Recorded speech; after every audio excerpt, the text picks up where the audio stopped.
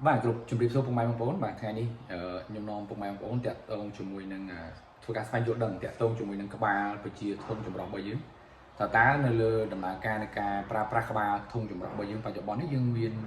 ca phải chia lạc đạm xe min vào màn chẳng hạn và chẳng càng khổ ní tiệt tông chuẩn mùi nâng một phê tầng ở bỏ các ba phải chia thông chuẩn rộng bởi dưới và dương viên đổi chỉ tí muối tiệt tông chuẩn mùi nâng các ba phải chia thông bài menu và đi dương pra nông ca đã từ thông những loại đôi chia carbon bao an tao say mong cái này chỉ đảm hayประเภทนี้chia menu ដូចគ្នាដែរតែយើងប្រើសម្រាប់ធ្វើការ control ទៅលើប្រភេទ racing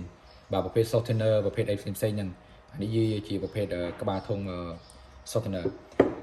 អានេះមួយទៀតដែរក៏ជាប្រភេទ menu ដែរក៏ប៉ុន្តែប្រើប្រាស់នៅលើប្រភេទធុងធំបាទដោយសារតែយោចេញចូល in out របស់វាគឺវាធំមែនទែនដល់យើងឃើញអញ្ចឹងគឺទម្រង់វាក្បាលជាធំមែននេះបុកងារវាមានដូចគ្នាក៏ប៉ុន្តែ flow rate របស់វាគឺខ្លាំងធំបាទ5ម៉ែត្រគីប10ម៉ែត្រគីបទៅគេអាចប្រើពពុះនេះបានហើយព្រោះដោយសារ flow rate វាធំទៅយកវាធំបាទហើយនឹងមក special មួយទៀតមកតាក់ទងជាមួយនឹងប្រភេទក្បាលវិជាធុងគេហៅថា automatic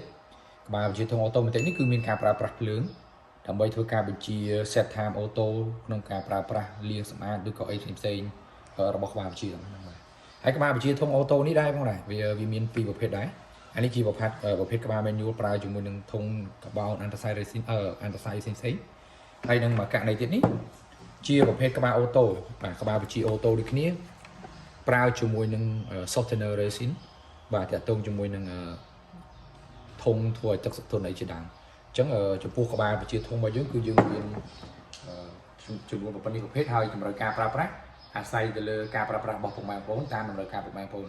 តើពុកម៉ែបងប្អូនចង់ប្រើប្រាស់ក្បាលធុងមួយណាដើម្បីមានភាពងាយស្រួលអរគុណច្រើន